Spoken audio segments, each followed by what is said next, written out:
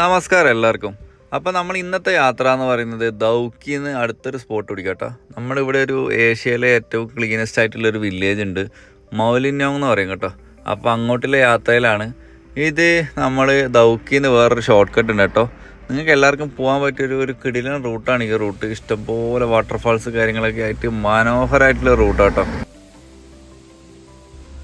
ഇത് കടന്നു പോകുന്നത് ഫുള്ള് ബംഗ്ലാദേശ് ബോർഡറിൽ കൂടിയാണ്. നമുക്ക് ഒരുപാട് ബോർഡറിൻ്റെ അതുപോലെയുള്ള ബോർഡർ ഏരിയ കൂടെ തന്നെയാണ് നമ്മൾ പക്ക പോകുന്നത്. കുറേ ആർമി ക്യാമ്പുകളും കാര്യങ്ങളൊക്കെ ആയിട്ട് ബോർഹിൽ വഴിയാണ് നമ്മൾ പോകുന്നത് കേട്ടോ. ബോർഹിൽ വാട്ടർഫാൾ എന്ന് പറഞ്ഞാൽ ഭയങ്കര ഫേമസ് ആണ്. അപ്പോൾ അതിൻ്റെ കാഴ്ചകൾ ജസ്റ്റ് ഒന്ന് കാണാം.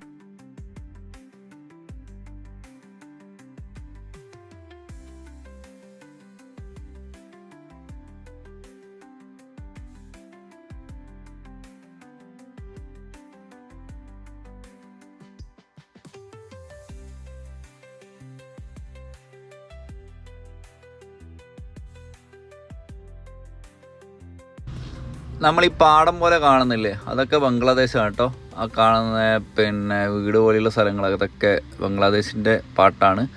അപ്പോൾ ഇത് നമ്മൾ പക്ക ബോർഡറിലാണ് ഇരിക്കുന്നത്. നമുക്കിതുപോലെ എന്താ പറയുക, മേഘാലയയിൽ ഒരുപാട് നമുക്ക് ബംഗ്ലാദേശ് ബോർഡറിൽ കൂടി നമുക്ക് ട്രാവൽ ചെയ്യാൻ പറ്റുന്ന കുറേ സ്ഥലങ്ങളുണ്ട് കേട്ടോ.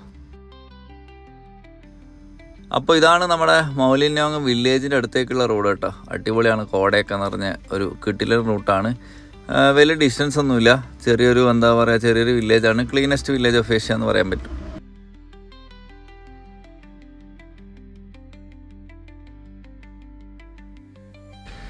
അങ്ങനെ നമ്മൾ വില്ലേജ് എത്തിയിട്ടുണ്ട് കേട്ടോ. 200 റുപ്യ എൻട്രൻസ് ഫീ ഉണ്ട്. ഇതാണ് നമ്മൾ ഗ്രാമത്തിലേക്ക് കയറി കഴിയുമ്പോൾ കാഴ്ച. ഒരുപാട് പാർക്കിംഗ് ഫെസിലിറ്റീസും അതുപോലെ ഷോപ്പിങ്ങിനുള്ള സ്ഥലങ്ങളും കാര്യങ്ങളൊക്കെ ആയിട്ട് ഒരു വില്ലേജ് കേട്ടോ. ഇത് പക്ക ഒരു ടൂറിസ്റ്റുകളെ ആകർഷിക്കാൻ വേണ്ടി ഉണ്ടാക്കിയ പോലെയാണ് എനിക്ക് തോന്നിയത്. ഒരു പാർക്കിലൊക്കെ പോയ ഒരവസ്ഥയായിട്ട് എനിക്ക് തോന്നിയത്. നമ്മുടെ ഇരവടി സസ്യങ്ങൾ കാര്യങ്ങളൊക്കെ ഇവിടെ കാണാൻ പറ്റും. അത് നമ്മുടെ നാട്ടിലൊന്നും കാണാത്തൊരു സംഭവമാണ്. അപ്പോൾ ടിക്കറ്റ് എടുത്ത് വണ്ടി പാർക്ക് ചെയ്ത് നമുക്കിങ്ങനെ നടന്ന് കാണാനുണ്ട് കേട്ടോ. ഇതൊക്കെ ഗ്രാമത്തിലേക്കൂടെ അകത്തൂടെ നമുക്ക് നടന്ന് കാണാനുള്ളൊരു ബ്രിഡ്ജ് കാര്യങ്ങളൊക്കെ അവർ ട്രഡീഷണൽ സ്റ്റൈൽ ബാമ്പൂനെ കൊണ്ടൊക്കെ ഉണ്ടാക്കി വെച്ചിട്ടുണ്ട്. സൂക്ഷിച്ച് നോക്കിയാൽ കാണാം, നമ്മൾ കയറ് പോലെ യൂസ് ചെയ്തിട്ടില്ല കേട്ടോ. ഇവിടെ ഫുള്ള് മറ്റേ കാട്ടിലെ വള്ളികളും കാര്യങ്ങളൊക്കെ വെച്ചിട്ടാണ് ഇവർ കെട്ടി വെച്ചിട്ടുള്ളത്. അതൊക്കെ കുറച്ച് നൈസായിട്ട് തോന്നി കേട്ടോ. നമ്മളെ പണ്ടത്തെ ഇവർ ട്രഡീഷൻ്റെ ഒരു പാട്ടായിട്ട് നമുക്ക് കുറേ ബ്രിഡ്ജ് കാര്യങ്ങളൊക്കെ കാണാനുണ്ട്. അപ്പോൾ ഇതുപോലെയുള്ള സംഭവങ്ങളൊക്കെ ഇവർ ട്രഡീഷൻ്റെ ഒരു പാട്ടാണ് കേട്ടോ.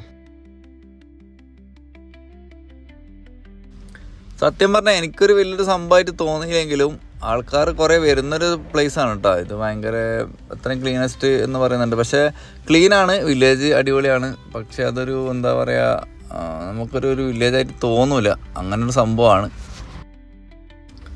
നടന്ന് കാണാനുള്ള വഴീൻ്റെ അവിടെ ഇവിടെയൊക്കെ ഇഷ്ടംപോലെ ഇതുപോലെയുള്ള കുറേ ഫോട്ടോഗ്രാഫി, അതുപോലെ നമുക്ക് വെറുതെ റെസ്റ്റ് എടുക്കാനുള്ള സ്ഥലങ്ങൾ, അങ്ങനത്തെ സംഭവങ്ങളൊക്കെ ഉണ്ടാക്കിയിട്ടുണ്ട്.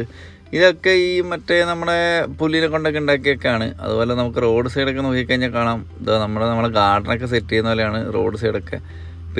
ഡസ്റ്റ്ബിൻ ആയിക്കോട്ടെ, ഡസ്റ്റ്ബിൻ പോലും ഇത് ഫുള്ള് ഇവർ മുളേനെ കൊണ്ട് ഉണ്ടാക്കി കേട്ടോ. പ്ലാസ്റ്റിക് എന്ന് പറയുന്ന സംഭവം ഇവിടെ യൂസ് ചെയ്യില്ല. ഫുള്ള് പ്ലാസ്റ്റിക് കവർ കാര്യങ്ങളൊന്നും യൂസ് ചെയ്യാതെ മെയിൻറ്റെയിൻ ചെയ്യുന്നൊരു വില്ലേജ് കേട്ടോ. വിശ്രമിക്കാനുള്ള ഇഷ്ടംപോലെ അടിപൊളി സ്ഥലങ്ങളെല്ലാം ഉണ്ട് കേട്ടോ. കൊള്ളാം. ഇതെന്താ പനേൻ്റെ പോലെയാന്ന് തോന്നുന്നു കേട്ടോ. അതും കൊണ്ടാക്കിയത് ഏറുമാടം സെറ്റപ്പെല്ലാം ആക്കിയിട്ടുണ്ട് കേട്ടോ ഇവിടെയെല്ലാം.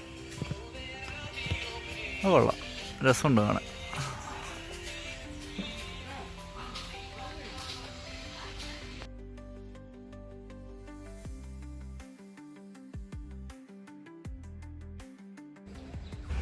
ഇതൊരു പഴയ ചർച്ച കേട്ടോ. 1901, 2 കാലഘട്ടത്തിലൊക്കെ ഉണ്ടാക്കിയ പഴയൊരു ചർച്ചാണ്. അതിൻ്റെ അകത്ത് കയറാൻ പറ്റിയില്ല, ഗേറ്റൊക്കെ അടച്ചിട്ടുണ്ടായി കേട്ടോ.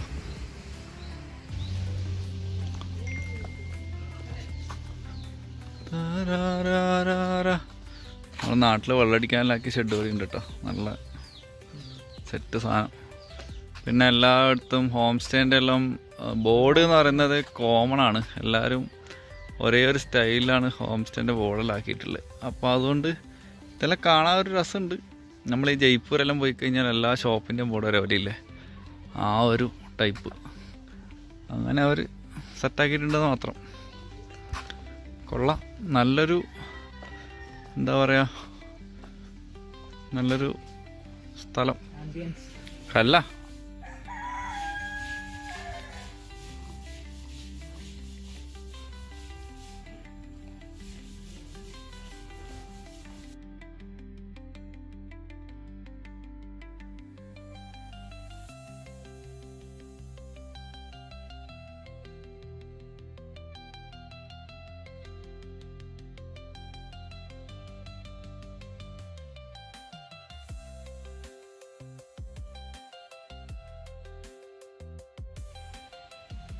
ഇതൊരു ട്രഡീഷണൽ സ്റ്റൈൽ, എന്താ പറയുക, ഒരു വീടിൻ്റെ ഒരു മിനിയേച്ചർ ഉണ്ടാക്കി വെച്ചോട്ടോ.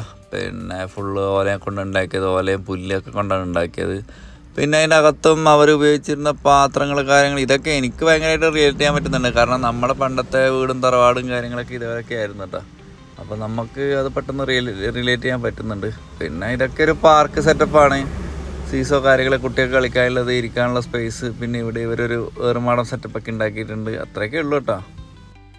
ഇവിടെ വലിയ കാര്യമായിട്ട് കാണാനൊന്നുമില്ല കേട്ടോ. നമ്മൾ ഏഷ്യാസ് ക്ലീനസ്റ്റ് വില്ലേജ് എന്നും പറഞ്ഞിട്ട് ഇവിടെ വന്നതാണ്, മൗലി ലാങ്. അപ്പോൾ വലിയ കാര്യമായിട്ടൊന്നുമില്ല. സാധാ നമ്മളൊരു പാർക്കിലൊക്കെ പോയൊരു അത്രയേ ഉള്ളൂ കേട്ടോ. ഇന്നത്തെ ആൾക്കാർ ജീവിക്കുന്നുണ്ട്, നീറ്റാണ്, വേറെ കച്ചറ കാര്യങ്ങളൊന്നുമില്ല. ഫുൾ ഹോം സ്റ്റേ കാര്യങ്ങളൊക്കെ ആയിട്ട് ഒരു ചെറിയ ഗ്രാമം, അത്രയേ ഉള്ളൂ. വലിയ സംഭവമൊന്നുമില്ല. പക്ഷെ ഭയങ്കര പൈസയാണ്. 200 രൂപ എൻട്രി ഫീ ഉണ്ട്. പിന്നെ വെറുതെ നമുക്ക് വേണമെങ്കിൽ ഇവിടെ ഹോം സ്റ്റേയിൽ സ്റ്റേ അടിച്ച് രാത്രി വെറുതെ നടക്കാനെല്ലാം ഇറങ്ങാം. അതന്നെ, വെള്ളമടിക്കാനോ അങ്ങനത്തെ പരിപാടിക്കൊക്കെ വരാണെങ്കിൽ അടിപൊളിയായിരിക്കും. ടീമായിട്ട് വരുവാണെങ്കിൽ അതിനെ പറ്റും കേട്ടോ. നമ്മളെ വണ്ടി ഇതാ പാർക്കിങ്ങിൽ വണ്ടി കിടക്കുന്നുണ്ട്.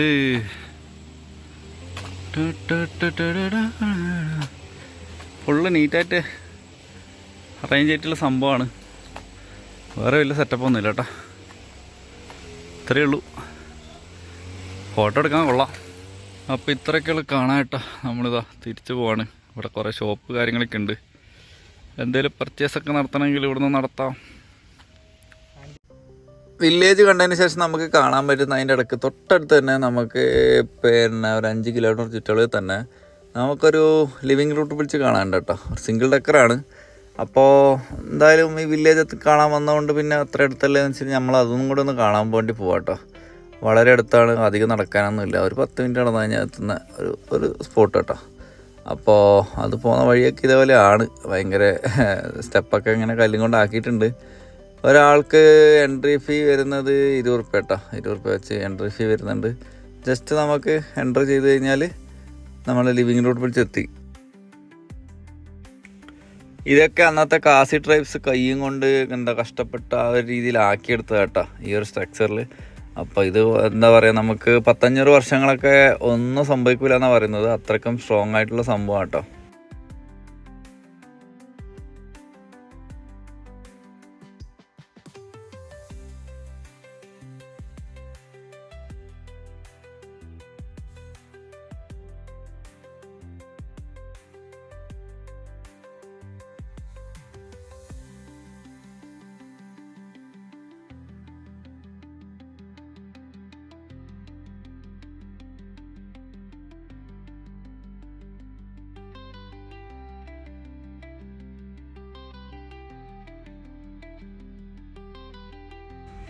നമുക്ക് വേറെ ലിവിങ് റൂട്ട് പിടിച്ച് കാണാനുണ്ട് കേട്ടോ. നമുക്ക് ഡബിൾ ഡെക്കർ ഉണ്ട്. ഡബിൾ ഡെക്കർ പോകുന്ന വഴിക്ക് ഒരു സിംഗിൾ ഡെക്കർ ഉണ്ട്. അപ്പോൾ അതൊക്കെ കാണാനുണ്ട്. ആ ഒരു ഭാഗത്തേക്കാണ് നമ്മൾ അടുത്ത യാത്ര കേട്ടോ. അപ്പോൾ എന്തായാലും അതിനിടയ്ക്ക് ഒരു സിംഗിൾ ഡെക്കറും കൂടെ കാണാൻ പറ്റി. സംഭവം കൊള്ളാം കേട്ടോ. ഒരു വെറൈറ്റി ആണ്. ഇതൊക്കെ യുനെസ്കോൻ്റെ അണ്ടറിൽ ഇടം പിടിച്ച സംഭവങ്ങളാണ് കേട്ടോ ഡബിൾ ഡെക്കർ ബ്രിഡ്ജ് എന്നൊക്കെ പറയുന്നത്.